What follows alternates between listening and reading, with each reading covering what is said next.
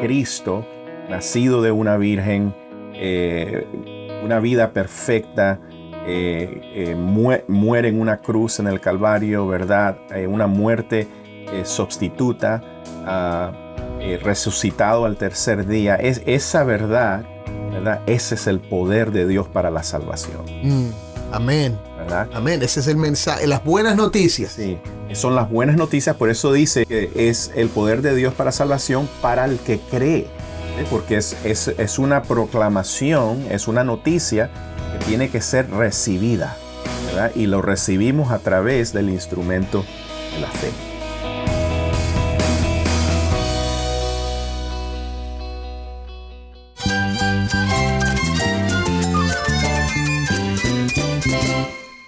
Jesús es nuestro Salvador, nuestro amigo. Cristo es mi guía. Cristo significa todo, pero en primer lugar mi Salvador, mi refugio en tiempos difíciles. Él es nuestra fortaleza. Es la salvación, es la vida eterna. Bueno, Cristo es vida. Él es suficiente. Él es el héroe de esta gran historia. Cristo para mí es mi todo. Es todo. Estás escuchando El Faro de Redención. Cristo desde toda la Biblia, para toda Cuba y para todo el mundo. Hola, soy el pastor Dani Rojas, el director y locutor del Faro de Redención. Gracias por acompañarme hoy. Cada año, el 31 de octubre, se celebra el Día de la Reforma. En esa fecha, en 1517, el doctor Martín Lutero clavó sus 95 tesis en la puerta de la iglesia del Palacio de Wittenberg, Alemania, también conocida como la Iglesia de Todos los Santos, como una invitación a dialogar y debatir sobre varias cosas que Lutero creía que la iglesia debía reexaminar a la luz de las Escrituras. Y la respuesta de la iglesia de esos tiempos resultó en la Reforma Protestante. Las convicciones de Lutero y los otros líderes de la Reforma estaban basadas en la idea de que solo las Escrituras poseen la autoridad divina para explicar y dar forma a la fe cristiana, y que toda creencia, práctica y tradición de la iglesia se debía someter a lo que las Escrituras revelan. Y por esto estamos iniciando una nueva serie esta semana titulada Los textos de la Reforma. Vamos a ver varios textos clave que influenciaron este movimiento, cuyo objetivo era glorificar a Dios a través de la fidelidad a la verdad revelada en la palabra de Dios. Hoy, junto con el pastor José Prado y Jason Arevalo, vamos a explorar un poco el contexto histórico de la Reforma, los abusos y corrupciones que la provocaron y cómo la autoridad de las Escrituras se convirtió en un faro de redención para muchos. En particular, vamos a descubrir cómo un pasaje específico de la Biblia transformó la vida de Martín Lutero y, en consecuencia, la historia del cristianismo. Va a ser una conversación reveladora que exalta a Jesucristo y nos recuerda el poder del Evangelio. Entonces, cuando él lee esto, eso es algo liberante, ¿verdad? Cuando entendemos de que la justicia apropiada que nosotros tenemos de tener para estar bien con Dios es una justicia que Dios nos provee, Él nos da. Es un regalo y lo hace a través de la fe. Simplemente, hermano, tenemos que creer. Amén. Si tienes una Biblia, busca Romanos 1:16 y quédate conmigo para ver a Cristo en su palabra.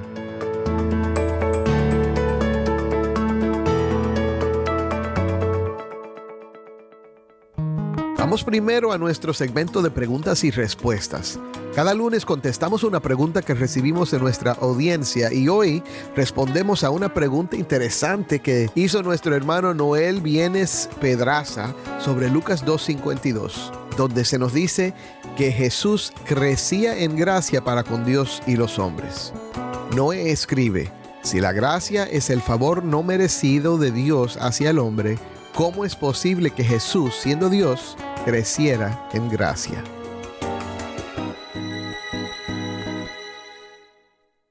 Primero, es importante entender que la gracia mencionada aquí no es la misma gracia salvadora que solemos asociar con el favor inmerecido de Dios. Lucas nos describe cómo Jesús creció en sabiduría, estatura y en gracia, Y en su respuesta en el grupo de WhatsApp, el hermano Amaury nos recuerda que aunque Jesús es completamente Dios, al tomar la naturaleza humana, se sujetó a los procesos normales del crecimiento humano, física, intelectual y espiritualmente. Así como cualquier ser humano, Jesús pasó por las etapas de desarrollo, pero lo hizo sin pecado, siempre en perfecta sumisión a la voluntad del Padre. Y nuestro hermano, el pastor Uziel Abreu, también nos ayuda a ver que esta gracia en Lucas no se refiere al perdón de pecados, sino al favor de Dios sobre Jesús, guiándolo por medio del Espíritu Santo mientras se desarrollaba como el varón perfecto. Aunque Jesús es Dios, al encarnarse, aceptó las limitaciones de la naturaleza humana como parte de su humillación. Hebreos nos dice que aprendió obediencia por medio del sufrimiento. Y en esto vemos cómo crecía en gracia, viviendo una vida perfecta y completamente entregada a la voluntad de su Padre Celestial. Jesús en su humanidad creció en sabiduría y gracia, modelando para nosotros lo que significa vivir en dependencia de Dios.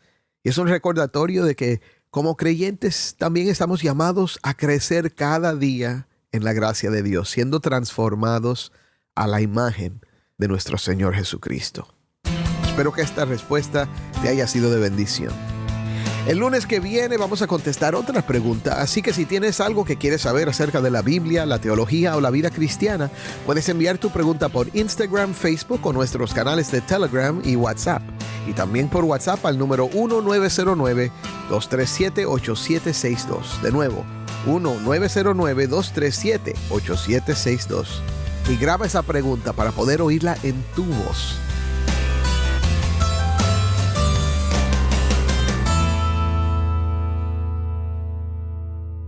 Bueno, es lunes y una nueva semana y estamos hablando hoy acerca de la Reforma Protestante. La semana pasada estuvimos hablando acerca de la Reforma, pero hoy vamos a comenzar una semana de conversaciones acerca de los textos que tuvieron mayor influencia en la Reforma Protestante. Y para hablar de esto, tengo conmigo a nuestros queridos amigos, el pastor José Prado y el hermano Jason Arevalo. Bienvenidos de nuevo al programa, hermanos.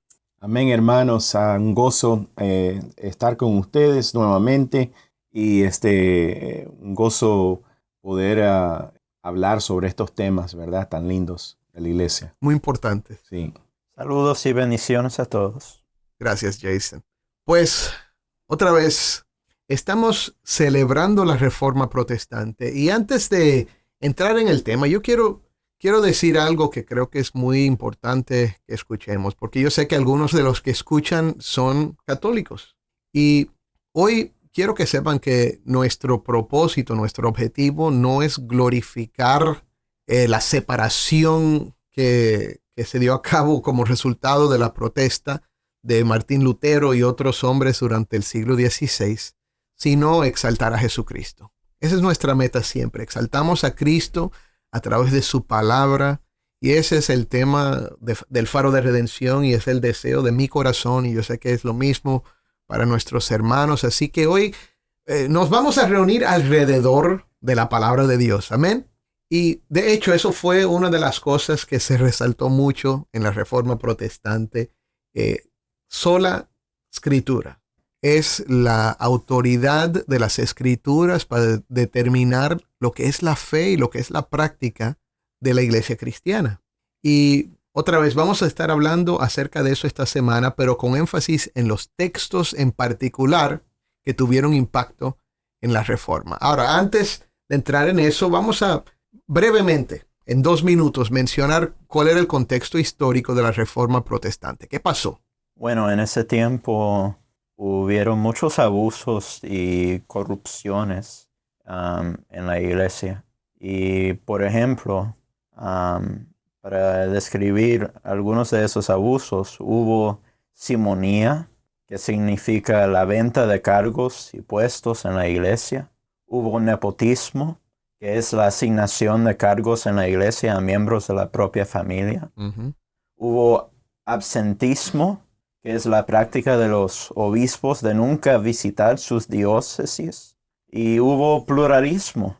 La práctica de los obispos de estar a cargo de varias diócesis al mismo tiempo. Es interesante porque esos son problemas que tienen que ver en realidad con el dinero, ¿sabes? Sí. Con quizás la seguridad económica de las personas, de los individuos que entonces empezaron a practicar eso. Y sí, durante ese tiempo, en ese siglo en particular, había llegado casi al clímax de este problema de hombres humanos, ¿verdad? Que estaban abusando su poder para asegurar su propia seguridad económica y de su familia. Y otra vez lo interesante es que quizás esas prácticas no continúen con la misma fuerza que continuaban en ese tiempo, pero son problemas que se ven incluso en las iglesias protestantes ahora. Ujú. La corrupción puede existir en cualquier organización que está compuesta de seres humanos, ¿no es cierto? Pero, otra vez, esto había llegado como un clímax, el clímax de corrupción en la Iglesia Católica del siglo XVI. Y no solo eso, sino que a través de los siglos se había ido desarrollando esta distinción entre las escrituras como fuente de autoridad y la tradición de la Iglesia como fuente de autoridad. Así es. Y José, ¿tú me puedes Sí. comentar un poco acerca de eso? Sí, desde, vamos a decir, un siglo antes de Martín Lutero, ya habían personajes en la iglesia que estaban luchando, ¿verdad?, con esta idea de la autoridad de las escrituras. Una de las cosas, por ejemplo, que nosotros vemos es que las escrituras estaban traducidas nada más al latín, y eran solo los curas, ciertos curas, no todos los curas, ¿verdad? Y ciertas personas que tenían la autoridad de poder leer las escrituras. La misa católica era dada en latín, o sea, no era dada en el idioma natal de los diferentes países de Europa. Habían, por ejemplo, John Huss, ¿verdad? 100 años antes de Lutero, fue un mártir asesinado, ¿verdad?, por la iglesia, porque él quería traducir las escrituras al idioma natal, ¿verdad?, de su país, ¿verdad? Y él fue asesinado, al igual que John Wycliffe. También. Él quería también traducir. Es más, él tradujo la Biblia al inglés y también fue un mártir de la iglesia. Entonces esto es algo que viene pasando ya por muchos años, esa lucha entre la autoridad de las escrituras y la autoridad del magistrado, ¿verdad? De lo que viene siendo la gobernancia de la iglesia.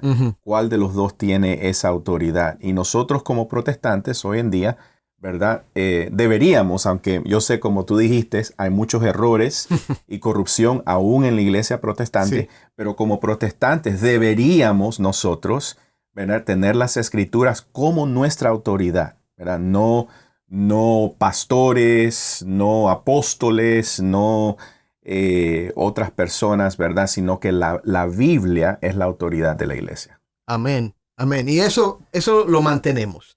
Eso lo mantenemos claro. Aquí en el Faro, nuestro enfoque es Cristo desde toda la Biblia. No estamos hablando de meras ideas teológicas, especulaciones, sino lo que se revela en la palabra de Dios. Así que hoy vamos a estar mirando un pasaje, y quizás dos, que básicamente lanzaron esta reforma. Estos textos de la Biblia tuvieron un impacto tremendo en un monje alemán, Martín Lutero, que era no solo monje, sino que era ya profesor, enseñaba en la Universidad de Wittenberg, y él estaba enseñando Romanos y luchando con los temas de Romanos. Y dentro de un rato les voy a leer un pasaje de un escrito de Martín Lutero.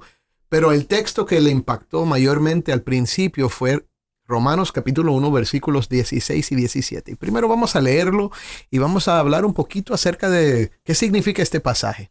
Porque no me avergüenzo del Evangelio, pues es el poder de Dios para la salvación de todo el que cree, del judío primeramente y también del griego.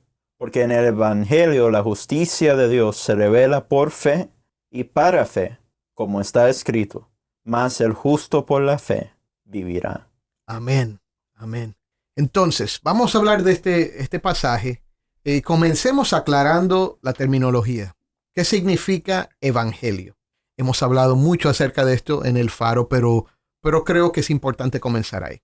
Bueno, sencillamente el evangelio es la persona y la obra de Jesucristo. Amén. Sí, Jason tiene razón, ¿verdad? El evangelio, la buena noticia, que es lo que la palabra evangelio significa, la buena noticia es Cristo, ¿verdad? Así que el evangelio, cuando Pablo dice que el evangelio es poder de Dios, él lo que está diciendo es que esa proclamación de esa buena noticia, ¿verdad? La proclamación de Cristo, nacido de una virgen, una vida perfecta, muere en una cruz en el Calvario, ¿verdad? Una muerte sustituta, resucitado al tercer día. Esa verdad, ¿verdad? Ese es el poder de Dios para la salvación. Amén. ¿Verdad? Amén. Ese es el mensaje, las buenas noticias. Sí, son las buenas noticias. Por eso dice que es el poder de Dios para salvación para el que cree. ¿Ve? Porque es una proclamación, es una noticia que tiene que ser recibida, ¿verdad? Y lo recibimos a través del instrumento de la fe. Tremendo, tremendo. Y ahora, ¿por qué fue tan clave este pasaje para Martín Lutero? Dice esto Martín Lutero. Déjame darle un poquito de trasfondo. Él era monje. Él había decidido hacerse monje por una experiencia que tuvo cuando era joven, que casi muere en una tormenta eléctrica de esa con relámpagos, y él le dijo al Señor que si él salía vivo de eso iba a servirle como monje. Y en contra de la voluntad de su familia él se destacó en sus estudios y era un hombre muy dedicado, muy consagrado. De hecho, lo invitaron a ir a Roma y visitar por sus logros como profesor y maestro. Pero él se sentía muy agobiado en su conciencia porque era muy consciente de sus pecados y él iba a la confesión, pero como él había recibido el evangelio, no era con el evangelio claro, sino con un evangelio ofuscado por el sistema penitencial, por los sacramentos, por la necesidad de mantenerse puro para no cometer un pecado mortal. Todas esas cosas lo tenían sufriendo en su conciencia. Y cuando tropieza con Romanos, porque va a estudiar y enseñar Romanos en la universidad donde él era profesor, él se pone a luchar con este concepto de la justicia de Dios, porque para él la justicia de Dios era la cosa más horrible en el mundo. Era la idea de que Dios, porque es justo, va a castigar tu pecado. Y él dice que meditaba noche y día en esas palabras hasta que al fin, por la misericordia de Dios, dice, presté atención a su contexto. Porque en el evangelio la justicia de Dios se revela por fe y para fe, como está escrito, mas el justo por la fe vivirá. Comencé a entender que en este versículo la justicia de Dios es aquella por la cual el justo vive por un don de Dios, es decir, por la fe. Comencé a entender que este versículo significa que la justicia de Dios se revela a través del evangelio, pero es una justicia pasiva, es decir, aquella por la cual el Dios misericordioso nos justifica por la fe, como está escrito, el justo por la fe vivirá. Y escuchen esto. De repente sentí que había nacido de nuevo y había entrado en el mismo paraíso a través de puertas abiertas. Inmediatamente vi toda la escritura bajo una luz diferente. Exalté esta dulce frase mía, la justicia de Dios, con tanto amor como antes la había odiado con tanto odio. Esta frase de Pablo fue para mí la misma puerta del paraíso. Amén. Pues sigamos hablando. ¿Cómo es que esto catalizó entonces el ministerio y el trabajo de Martín Lutero? Bueno, cuando nosotros leemos Romanos 1, 16 al 17, ¿verdad? No solo leemos, pero como él describió ahí, ¿verdad? Como él, en lo que acabas de leer, Dani, como él describe que es como un abrir de ojos. Sí. ¿Verdad? Es como de repente la gracia de Dios te abre el entendimiento espiritual para tú recibir esta verdad que es tan liberante. Porque imagínate, si nosotros no hemos creído el Evangelio correcto, hemos creído las prácticas de la iglesia. En aquel entonces, ¿verdad? Nosotros vemos que nadie tenía aseguramiento del cielo. Nadie, ¿verdad? Era la razón por la cual la iglesia vendía indulgencias, ¿verdad? Para tratar de asegurar a las personas de que si ellos pagaban estas indulgencias, sus seres queridos iban a tener un tiempo menor en el purgatorio y iban a poder ir al cielo, ¿verdad? Entonces imagínate, hermano, con ese tipo de falta de aseguramiento, cuando tú lees sobre la justicia de Dios, cuando tú lees la ley de Dios, eso es algo horrible, porque, o sea, tú te sientes como que no importa tu desempeño, no importa lo que tú hagas, nunca vas a llegar a ese estándar. No vas a alcanzar. Nunca vas a alcanzar, ¿verdad? Ese lugar donde tienes esa paz, donde tienes esa libertad de que sabes que estás bien con el Señor. Entonces, cuando Él lee esto, eso es algo liberante, ¿verdad? Cuando entendemos de que la justicia apropiada que nosotros tenemos de tener para estar bien con Dios es una justicia que Dios nos provee. Él nos da. Es un regalo y lo hace a través de la fe. Simplemente, hermano, tenemos que creer. Amén. Yo creo que es tan importante tener claro esta idea del Evangelio. Y para eso es que trabajamos y hacemos esta programación, mis hermanos, porque queremos que el mundo escuche este mensaje de Cristo. Dios te ama. Dios amó tanto al mundo que envió a su Hijo unigénito para que todo aquel que en Él cree no se pierda, mas tenga vida eterna. Y si la idea es que Cristo murió por los pecadores, pero ahora tú tienes que ganar tu salvación a través de hacer muchas buenas obras, tienes que mantenerte en la salvación pasando por todos los diferentes sacramentos que son aplicables a ti, ya sea el bautismo o recibir la Eucaristía, la comunión, o casarte y nunca divorciarte y todas las cosas que se presentan como el camino a la salvación. Entonces, ¿qué esperanza hay? ¿Qué esperanza hay para la persona que no fue lo suficientemente a la iglesia para recibir comunión? O el que no llegó a tiempo para recibir el bautizo? O que sabe que pudo haber hecho más, pero no tenía tiempo, o porque su corazón estaba un poco endurecido. No, pero el mensaje del Evangelio es: Cristo murió por ti y te ofrece salvación gratuitamente. Amén. Y esto fue el gran redescubrimiento del Evangelio en la vida de Martín Lutero, y él no se cansó de proclamar esto. Y de hecho, él nunca tuvo la intención de separarse de la Iglesia Católica. Él simplemente quería dialogar para que las autoridades y los eruditos y los que estaban enseñando eso en la iglesia pudieran escuchar lo que él había descubierto, lo que el Espíritu Santo le había revelado a través de la lectura y el estudio de Romanos 1. Pero claro, la historia obra de ciertas maneras porque Dios es soberano y Dios tiene propósitos que Él quiere llevar a cabo. Y a veces no los entendemos, ¿verdad? Lo que Dios está haciendo, pero Dios está obrando. ¿Qué más podemos decir acerca de esto antes de terminar? Nos queda poco tiempo. Jason, algunas palabras para concluir. ¿Qué significa esto para el que nos escucha ahora?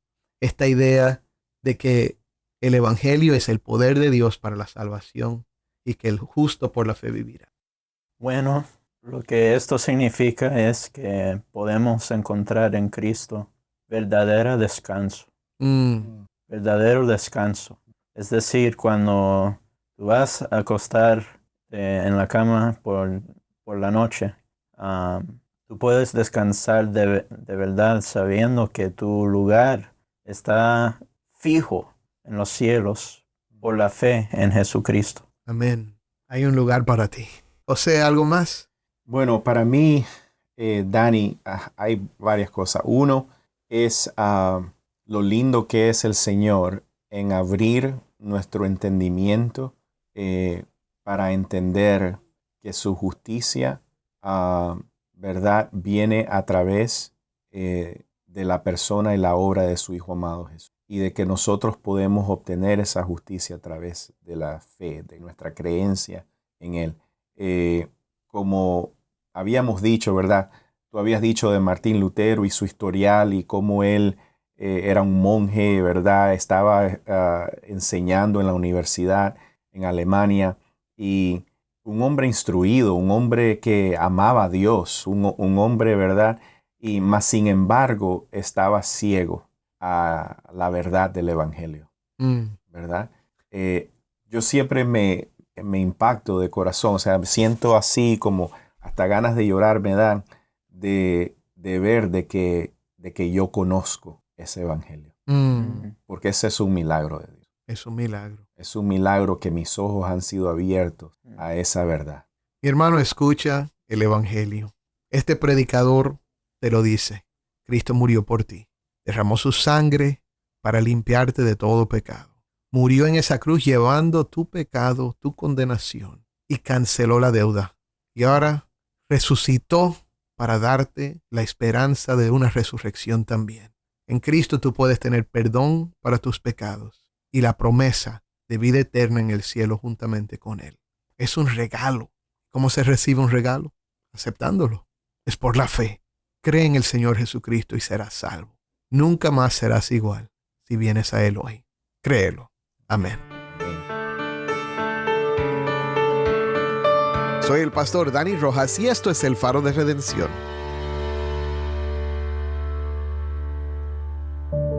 Oremos. Padre, yo te doy gracias por este tiempo en tu palabra, este tiempo conversando con mis hermanos acerca de algo tan importante, Señor. Padre, yo te pido ahora por mis hermanos creyentes que descansen en la gracia de Dios. Señor, que descansen en esa obra de tu Espíritu Santo, Señor, que es la salvación. Y Padre, que cada día sientan paz al saber que están seguros en ti. Padre, te pido que bendigas a esa persona que ahora mismo está pensando acerca de recibir a Cristo. Que hoy, Padre, den el paso de aceptar y recibir a Cristo como su Salvador, de creer que Él fue ofrecido por ellos por el perdón de sus pecados y para darle la esperanza de vida eterna. Que hoy sea el día de salvación para muchas personas. En el nombre de Cristo te lo pido. Amén.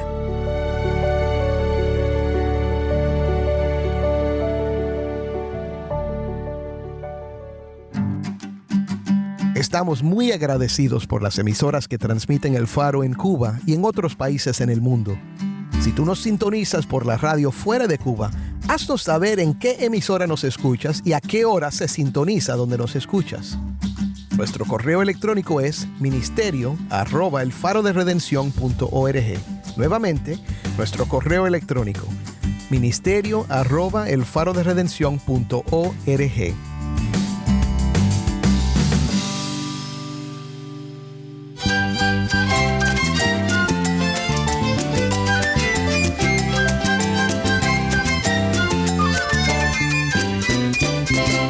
Soy el pastor Dani Rojas. Te invito a que me acompañes mañana en esta serie, Los Textos de la Reforma.